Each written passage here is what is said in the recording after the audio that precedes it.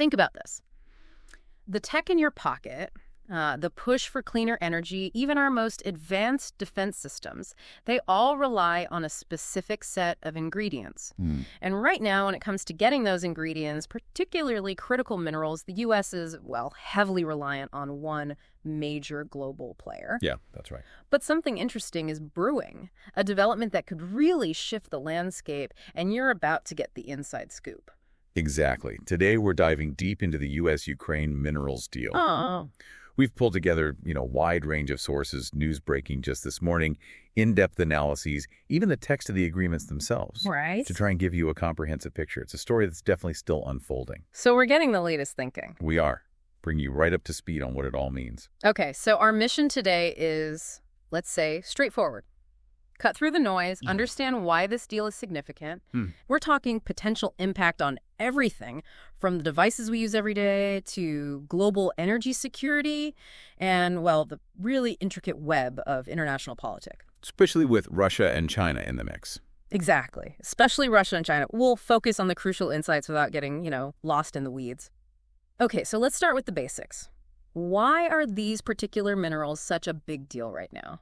Well, these aren't just commodities. They're like fundamental building blocks of modern society. Take lithium, for example. Okay. It's the key component in the high-capacity batteries that power our smartphones, laptops, and, the whole electric vehicle revolution. Right, EVs. Then you have titanium. Because it's so strong and light, it's indispensable in aerospace.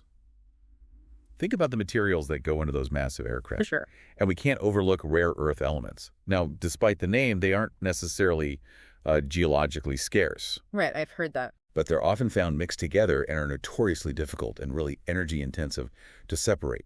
This group, 17 metallic elements, is vital for everything from magnets in wind turbines and electric motors to the screens in our devices and crucial components in defense tech. And the crux of the issue for the U.S. is where these are coming from, right? Exactly. There's been a clear push across administrations, actually, to move away from relying so heavily on one source, specifically China.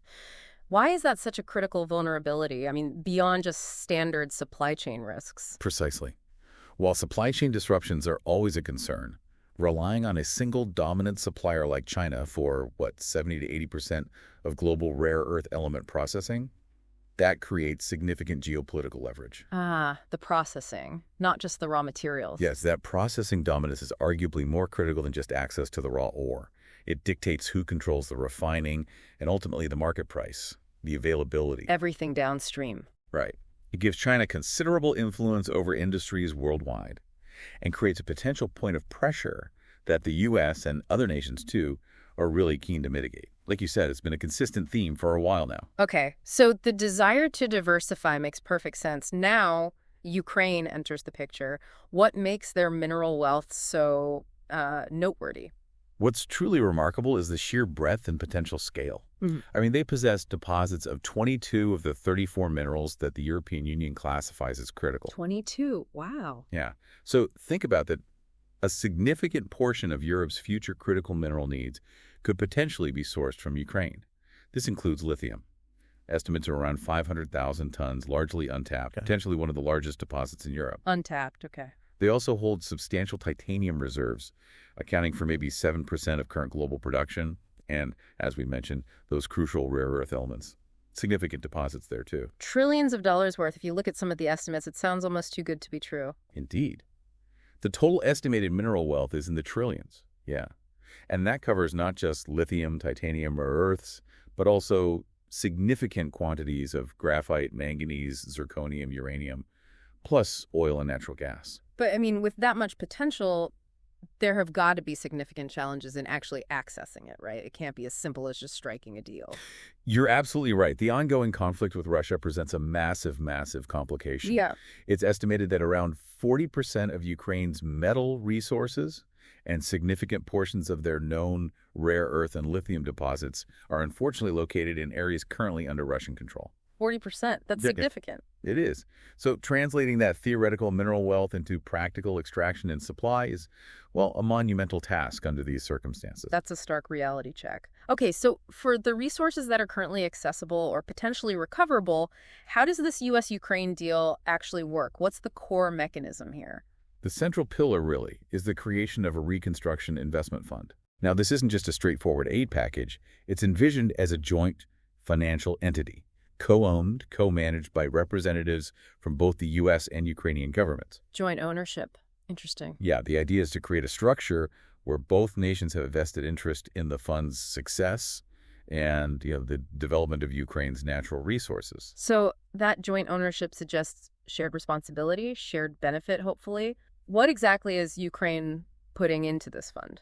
Ukraine's contribution is slated to be 50% of all revenues generated from the future monetization of specific government-owned natural resource assets. Future monetization, okay. Right, and this includes minerals, hydrocarbons, so oil and gas, and also related infrastructure, things like LNG terminals, port facilities. It's all subject to mutual agreement, of course.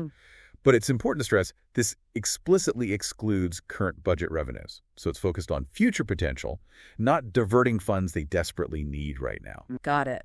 That makes sense. And what's the U.S. bringing to the table beyond the obvious strategic interest in securing mineral supplies? The U.S. contribution will be in cash. This was actually a significant point of negotiation. Oh. Yeah, Ukraine was understandably concerned about past military aid being factored into the U.S. share. They successfully negotiated that only future military assistance would be counted towards the U.S. contribution. Ah, okay. That's a key detail. It is. And the primary goal of the fund itself is reinvestment back into Ukraine, fostering safety, security, long-term economic prosperity. The agreement also leaves open the possibility of future distributions from the fund back to both partners. So it sounds like the U.S. is aiming for maybe a preferred position for future opportunities, but not necessarily locking out other potential investors or messing with existing deals? That seems to be the current understanding, yes. Preferential but not exclusive, access to new permits, new investment opportunities in the natural resource sector. And importantly, existing deals and commitments Ukraine already has. Those aren't intended to be affected by this new agreement.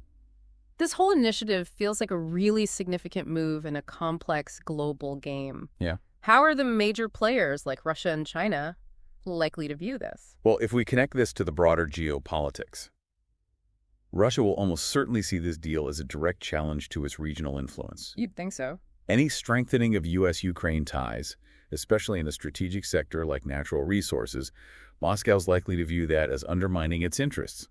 Potential responses could range from, say, trade restrictions against Ukraine to more aggressive actions, military threats, maybe even attempts to disrupt or sabotage Ukrainian mining operations in accessible areas. Yeah. It's a real risk. And China. Given their current dominance in critical minerals, how might they react to the U.S. potentially finding a significant new source? Yeah, China's position as the world leader here is key. They're unlikely to just sit back and watch. Right. If the U.S. starts significantly sourcing critical minerals from Ukraine, China might consider retaliatory measures, perhaps limiting their own exports of certain key minerals to the U.S. Which could cause price hikes or disruptions elsewhere. Exactly.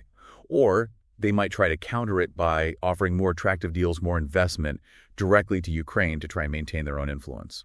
So Ukraine is really walking a tightrope here, trying to balance these relationships with two global superpowers. Precisely. They need to navigate these interactions really carefully. Avoid provoking unwanted interference. Avoid becoming overly dependent on any single external actor. It's a very delicate balancing act, making sure their own national interests stay front and center. Looking at it from Ukraine's perspective, then, what are some of the potential downsides or maybe areas of concern regarding this deal? Well, it definitely raises critical questions about Ukraine's long-term sovereignty over its own natural resources. There's a valid concern that such a significant partnership could, perhaps inadvertently, lead to a perceived loss of control over these valuable assets. Ensuring the deal is structured and implemented in a way that genuinely fairly benefits the Ukrainian people in the long run. That's paramount. And the financial side? There are substantial financial risks, too. Developing new mining operations, the infrastructure needed. That requires huge investment. And there are always potential challenges with government oversight, efficient management, things that could impact the profitability and effectiveness of the fund. And the ongoing conflict must just cast a long shadow over any long-term plans like this. Absolutely. The security risks from the war with Russia are a major, major concern. Any large-scale investment in mining projects in Ukraine carries its inherent risk of disruption, or even, operations stopping completely if the conflict escalates or spreads. Yeah. Plus, you have issues like cybersecurity, potential for corruption. You need really robust regulations, transparent governance to safeguard the whole thing. And their EU ambitions. Right. Ukraine has also emphasized that this agreement must not conflict with its commitments and aspirations related to joining the European Union. That's another layer of complexity they have to manage. So where exactly does this deal stand right now? Is it a done deal, or are there still significant hurdles to overcome? Well, reports suggest negotiators from both sides have reached an agreement on the core principles, the main content of the deal. Okay. But the finer technical details are still being finalized in separate documents.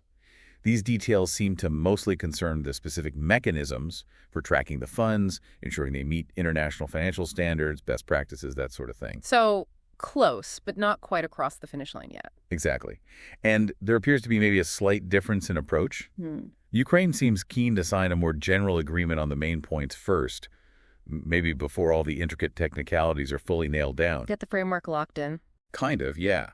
Whereas the U.S. side is reportedly pushing to have all components agreed upon simultaneously. Plus, the fund agreement itself will need formal ratification by Ukraine's parliament, the Verkhovna Rada.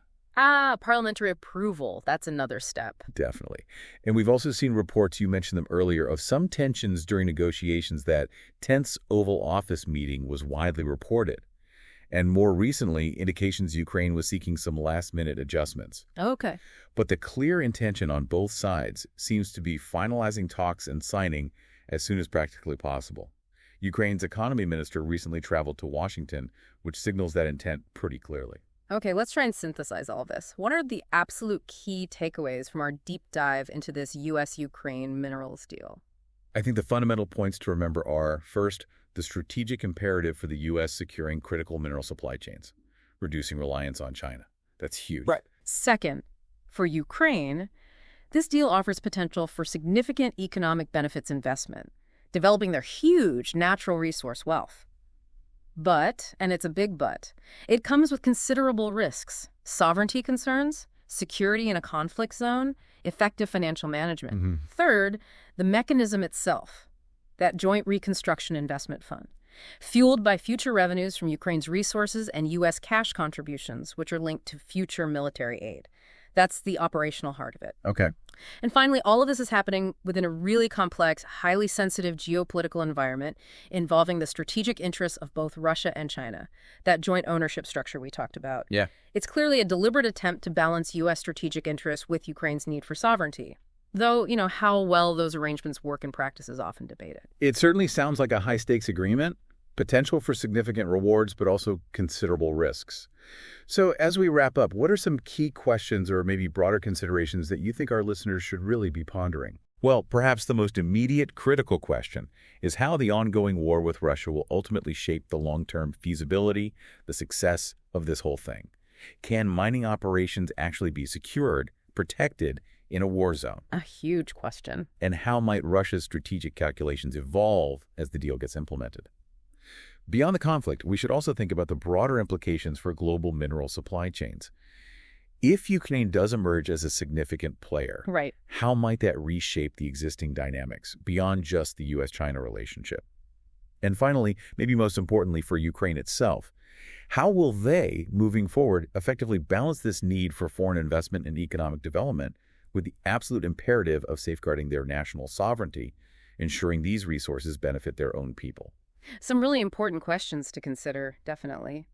If this discussion has sparked your curiosity, we absolutely encourage you to explore further. The world of critical minerals is fascinating. The U.S.-Ukraine relationship is constantly evolving, and this global competition for resources is only heating up. Yeah, this U.S.-Ukraine minerals deal, it's more than just an economic transaction. It's really a dynamic, evolving story with potential for really far-reaching consequences in a world that's, increasingly powered by these fundamental materials. It's definitely a development that warrants close attention as it unfolds,